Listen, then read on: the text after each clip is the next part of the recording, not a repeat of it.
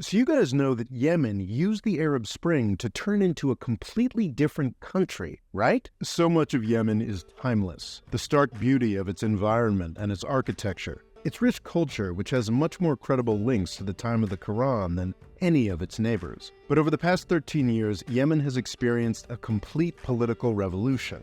A sort of world turned upside down. The people that mattered then are not the people that matter now. No matter how badly outside actors from the Persian Gulf to Washington, D.C. want to pretend otherwise. Fundamentally, this is a story about Yemen's dictator, Ali Abdullah Saleh, and the extraordinary lengths that he went to hold on to power from the 1970s all the way down until 2017.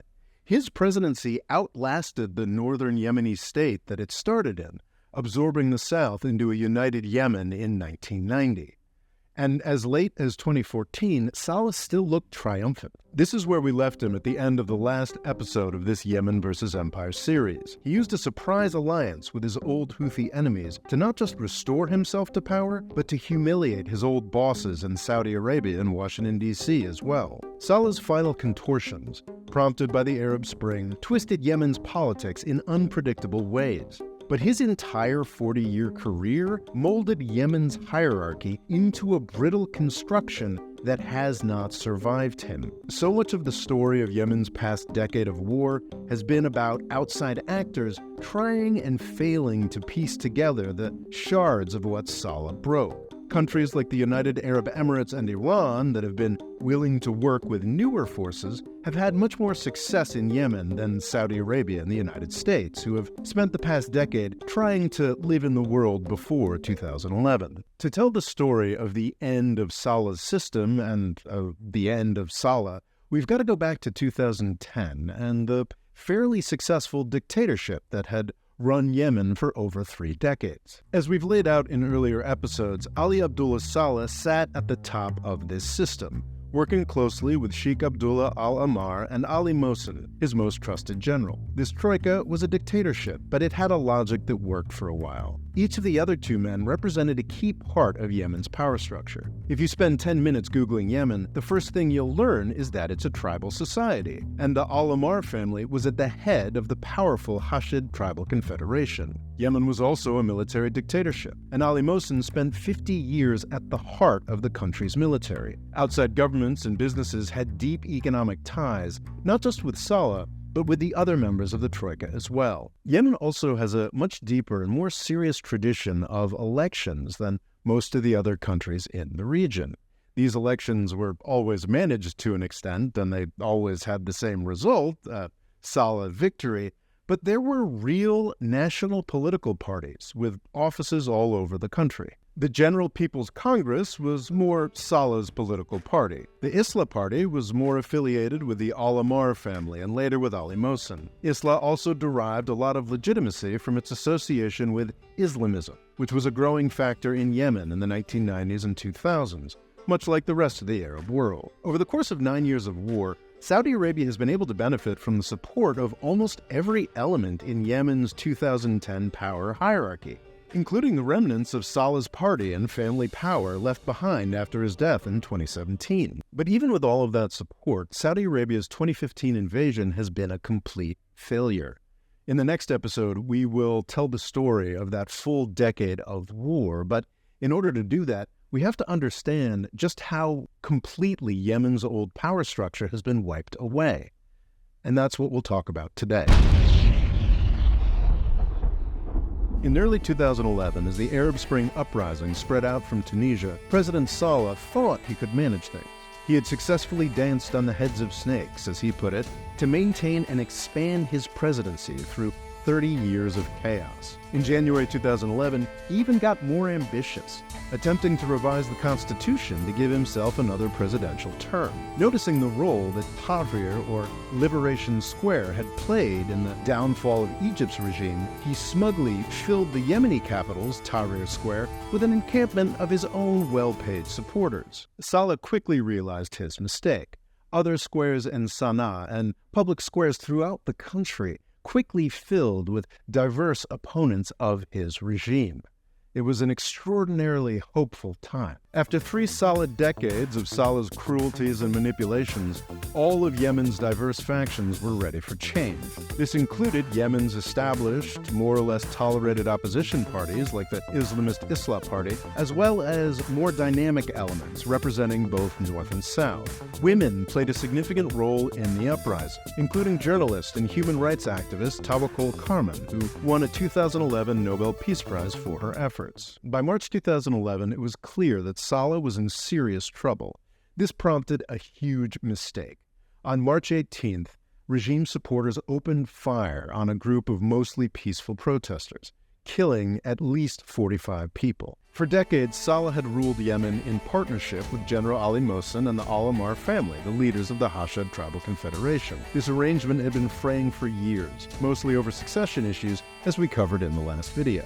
After the March 18, 2011 massacre, Saleh's troika finally dissolved, with elements of the military and the Islah Party now fully against him and his regime. Saleh hung on for another 8 months after losing his troika. The rest of the ruling elite made common cause with the Houthis, the Southern Separatist forces, and the rest of the Yemeni people. Saleh could not resist the combination of all these forces. After an assassination attempt and returning from what looked like exile, he finally gave up the presidency in November 2011. Abd Rabbo Mansour Hadi, Saleh's vice president at the time, took power in November 2011 and had that power formalized in February 2012 in an uncontested election. His biography, which I described earlier in this series, should not have filled anybody with confidence. Remember how I said there was one humiliating exception to the irrelevance of 1980s South Yemen politicians to today's politics? That would be Abd Rabbo Mansour Hadi, the guy who just finished up playing Yemen's fake president for Saudi Arabia for the past 10 years. The 1994 civil war made his career.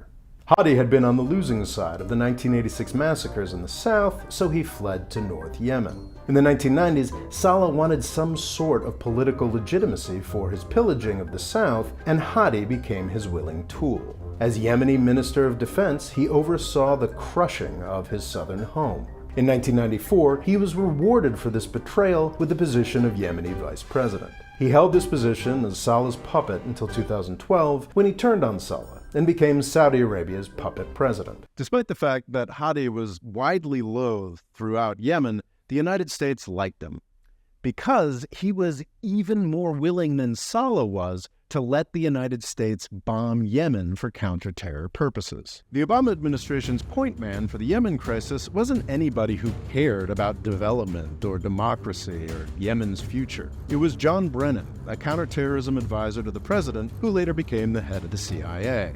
Despite the fact that the U.S. obsession with bombing Yemen after 9/11 had helped bring about the fall of the last government, bombing Yemen remained the U.S. focus during the transitional government as well, helping to doom it to destruction. Other than the continued bombing, we were content to let the Gulf monarchies handle the rest of the democratic transition. Hadi was elected for a 2-year term in February 2012, but there was no opposition. The understanding was that he would be done in February 2014, when real elections would replace him. Saudi Arabia ended up propping him up as the fake internationally recognized president all the way down to 2022. In her book, Yemen in Crisis, scholar Helen Lackner identified 2 crucial problems with this attempted transition to democracy, related to security and the military. The first is the fact that Saleh was allowed to stay in Yemen, with most of the great fortune he had created as president, and with his patronage networks and military connections largely intact.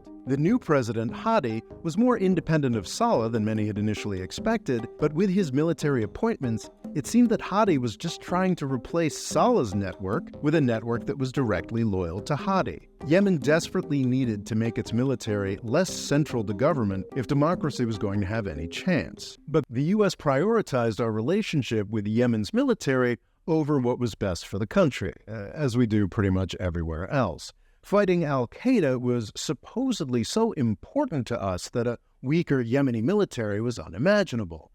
Never mind the fact that we were directly and indirectly working with al-Qaeda in Syria at the same time. In practice, this U.S. approach has been a complete failure. The military we cherished has been fragmented, and the vast majority of it has turned against the United States and Israel. The chaos of the failed transition and the wider war that broke out in Yemen has also seen al-Qaeda elements win vastly more power than they would have otherwise, briefly taking serious territory in the Abyan and Hadramaut governorates. Both of these episodes of al-Qaeda nation-building were quickly squashed, but there's no question that the U.S. prioritization of counterterrorism over the Yemeni democratic transition has led to a significantly worse terror situation. Beyond the military, Helen Lackner has also noted that the transitional government failed to represent the parties that had done the most to throw Saleh out of power. The traditional elites that had turned on Saleh at the last moment, like the GCP and the Islah Party, were well represented. But the Houthis and the more nascent but growing southern forces that had been struggling against Saleh for years were almost entirely left out of the government. Many analysts have also argued that the Hadi government, which was intended to be a transitional one with limited power, was making major changes to Yemen's economy and society in service to outside powers, selling off state assets and making long-term deals with no democratic input from the Yemeni people or the country's newer powers. The Great Solution, which was intended to solve all Yemen's problems, usher in democracy, and make up for Saleh and Hadi's corruption, was the National Dialogue Conference, which finally launched in March of 2013. Considering all the outsized hopes that were put on this conference, it's perhaps not surprising that it failed. The Houthis were better represented at the conference than they were in the transitional government, but they still had less than 10% of the delegates, despite already being one of the most powerful forces in the country. Politicians from the South were actually overrepresented, in part in an effort to marginalize the Houthis, but the southern separatist factions were underrepresented. This looks especially bizarre a decade later when the Houthis and the southern separatists are far and away the most powerful political actors in the country. The conference was meant to last 6 months, but ended up taking 10. Instead of settling the country's conflicts, it ended up highlighting them. The diversity of interests represented and the conflicting agendas of outside powers led to stagnation, not solutions. A vital subplot, about to be the main plot of this transitional period, was the steady rise in Houthi power. Much of Saleh's last decade as president was taken up with trying to crush the Houthis of the north. Between 2004 and 2010, this effort failed miserably. Saleh's brutality had won more support for the Houthis, and by the last round of conflict in 2010, they were mostly in control of the entire Sada province. Remember that though this may not look like much on the physical map, the north is where most of Yemen's population is, so government loss of control in Sada was a big fricking deal. Across 2010, during and after the fighting, Houthi control spread to the north of Hajj province, giving them their first access to the sea. They also worked their way further into Amran and Al-Jaf provinces. Between Saleh's fall in 2011 and the Saudi invasion in 2015, Houthi power consolidated in these provinces, as what was left of the central government worked more and more frantically to try to push them out. Despite the transitional government's efforts, Houthi power was also growing on the streets of Sana'a, Yemen's capital. But the Houthis, or at least some factions of the Houthis, were willing to give peace a chance in the years after Saleh's first fall.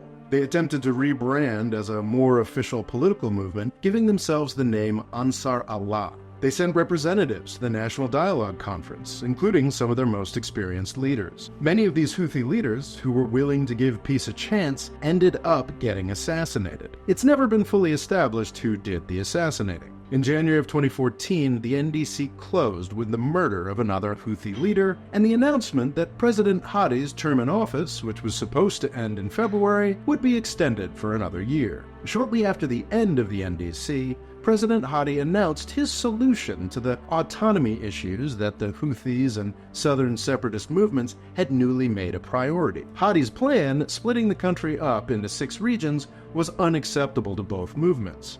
The South was to be divided, and the Houthis were to be deprived of their hard-won access to the sea and any participation in the country's petroleum industry. Hadi's absurd partition plan, combined with the murder of much of their moderate leadership, ended Houthi attempts at peaceful reconciliation. Over the course of 2014 and in early 2015, the Houthis conquered most of the country. Their extraordinary rise would not have been possible without the complicity of Ali Abdullah Saleh, the fallen dictator who had spent the past decade trying to destroy them. But it wasn't just Saleh. In 2014, all the other factions in Yemen, old and new, thought they had bigger issues to worry about than the Houthis. The traditional Saleh, Ali Mohsen, Al-Ammar family troika had finally shattered in 2011, but Saleh was still in the country, and President Hadi was now introduced to the war of all against all at the top of Yemeni politics. This struggle continues to this day, despite the fact that the Houthis have spent the past decade removing players one by one and forcing the competition into smaller and smaller chunks of Yemeni territory. The 2014 fate of the Al-Ammar family, previously seen as the bedrock of Yemen's political system, provided an early indication.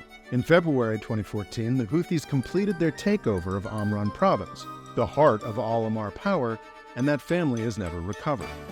The death blow for the Hadi government seems to have been dealt by the international community in July 2014. As a condition for future aid, the International Monetary Fund required the transitional government to raise diesel prices. This, combined with Hadi's 2-year failure to improve Yemen's economic conditions, brought the people back to the streets. The tumult gave the Houthis the excuse they needed to take over Sana'a, the country's capital, in September of 2014. For neither the first nor the last time, idiotically stringent IMF requirements handed a country over to the enemies of democracy. Saleh, the wily old player, was ready for his final gamble. He had spent his last decade in power fighting the Houthis, but after his fall in 2011, precisely when is still a matter of some debate, he started working with the Houthis. The unholy Saleh-Houthi alliance was the largest factor in the quick Houthi takeover of the country, but President Hadi was also interested in using the Houthis against his rivals Ali Mohsen and the Islah Party, gravely misjudging the true threat to his regime. In September of 2014, President Hadi thought he could work with the new Houthi masters of Sana'a. By February 2015, he was fleeing his supposed capital, and by March 2015, he had fled the country entirely, rarely to return. Ali Abdullah Saleh had turned the tables on his enemies one last time. By allying with the Houthis, he managed to thwart his former Saudi and U.S. patrons and also clear out the rest of the ruling class. Theoretically, this left a lot of powerful, disgruntled people for an outside invader to work with. This may have played a part in the Saudi and UAE decision to invade in March 2015. Since 2015, the invading coalition has made very little progress into the places where most Yemenis live. But they had Ali Mohsen, Hadi, the Ammars, Yemen's desert-based oil industry, and thanks to the U.S. and the United Nations, a lot of control over Yemen's central bank and oil-driven finances. Best of all, after winning it back in mid-2015, the invading coalition had Aden, probably Yemen's second biggest city, the old capital of South Yemen, and one of the most strategic port cities in the world. But as we have learned over the past 9 years, the invading coalition didn't win back Aden. The southern separatist forces did, and they have their own agenda. In the first decade of this century, the Houthis of the north opted for large-scale armed resistance, but the south was slower to adopt it. The failure of southern secession, the 1994 Civil War, may have left activists less likely to take up arms. The savage repression after 1994 certainly gave them enough reason to fight. Post-unification South Yemen is one of the only examples I can think of where a wide program of land reform was reversed, making peasants landless again in service to landlords who had fled the country decades earlier. By 2009, some southern factions began to take up arms again, thanks to Saleh's trademark hyper-violent reaction to peaceful protest. But most of the southern movement was more committed to peaceful negotiation than the Houthis were, all the way up until the point that the Houthis invaded the south. To my knowledge, the only thing that has ever unified the south is resistance to the invader, be they from Britain or the north. It seems like every southern locality has its own wannabe government.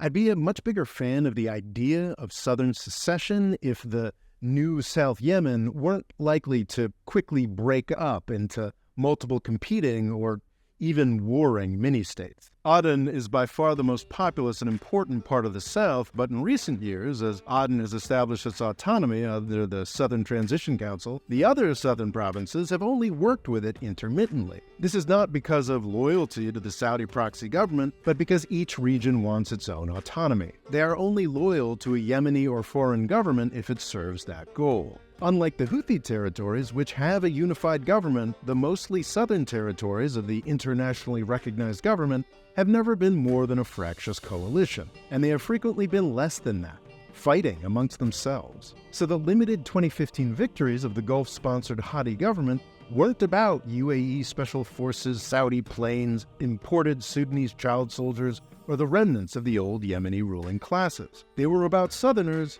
fighting for autonomy from the North. The fact that all of these coalition elements combined haven't been able to move out of the traditional territory of southern Yemen in almost a decade of fighting shows how powerless the Gulf invaders are without southern forces on their side fighting on their home turf. One of the most damning things I've read about President Hadi's internationally recognized government was a suggestion made in Helen Lackner's book, Yemen in Crisis. President Hadi might be the first president in history that had to make carefully controlled, carefully secured state visits to his own nominal capital. Hadi spent most of the 10 years of his 2-year term in office holed up in Riyadh, the capital of Saudi Arabia. Saleh, the old president, had pulled it off. He had humiliated all his former subordinates, friends, enemies, and Saudi and U.S. bosses. He didn't control the South anymore, but that wasn't a new problem for him. From 1978 to 1990, Saleh had been president of North Yemen. Back then, South Yemen was an independent, unified state that was capable of humiliating the much larger North in military conflict. Now, the South was fragmented, fighting amongst itself, and Saleh was no longer reliant on U.S. and Saudi patronage for his survival. He was free of his overambitious middle managers too, who were now all fighting over diminishing scraps in the South. The problem with a victory this complete, though, was that Saleh had needed all of those supports that he had just swept away. He had always run Yemen with significant outside support in the form of weapons and money for his patronage networks. And his old network of cronies had needed him just as much as he needed them. That was not true with his one new ally. As late as mid-2017, people were still assuming that Ali Abdullah Saleh was the real power in the Houthi-Saleh coalition that controlled the majority of Yemen's population. Many thought that the battle between the old men that had controlled Yemen for decades was still more important than the upstart militia from the north.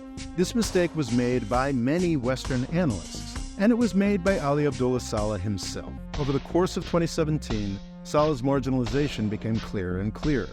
By August, he and his inner circle had been cut out of decision-making by the Houthis. And by November, his movements in Sana'a had been limited. He decided to run with one of the trademark betrayals he had carried out so many times before, turning on the Houthis and announcing openness to working with the Saudis. This was a mistake. Hello and welcome to live programming here at the MoFreedomFoundation. Today we are going to deal with the death of Ali Abdullah Saleh. Ali Abdullah Saleh, if you're not aware, if you haven't been watching my channel, is possibly the most important figure in Yemen even today, or at least he was up until a day or two back. When Saleh died, I had only been studying Yemen intensely for a few months. But even I could see that this was the end of an era. Yemen has lost a dominating figure and a very problematic figure, not a good man, but he was, for better and most often for worse, Yemeni politics for the past 40 years. So without Saleh, it's really hard to say what happens. I and most other analysts assumed that this would be a huge problem for the Houthis. Wasn't Saleh's government experience and military connections the reason they were successful? Wouldn't the Houthis be lost without him? The death of Saleh changes everything in Yemen. The alliance was an important one. It was Saleh who had run the country for 40 years. I mean, he had the relationships, he had the institutional knowledge. This is very likely to hurt the Houthis. Turns out, no. Yemen had changed, fundamentally. And Saleh was the one who had changed it. For 40 years, Saleh had warped Yemeni politics to serve his political power. To enhance that power and his wealth, he served a series of outside interests, primarily the Saudis and the United States. He pulled it off for decades, but all that wheeling and dealing finally caught up to him in 2011. Instead of taking the many easy off-ramps to wealthy retirement that were offered to him, he chose to sweep away the Yemeni power structure that had turned on him by allying with the Houthis. That last gamble seemed to work, but then it killed him. Saleh's career, and especially his final contortions, delegitimized the entire Yemeni political system. And then Saleh swept it all away. What cemented the end of the old order, however, was 10 years of war that went on without him. We will finally cover this war in depth in the next and final installment of this Yemen versus Empire series, How Yemen Beat Saudi Arabia, coming sometime soon. Thanks for watching. Please like, subscribe, and let me know what you think in the comments.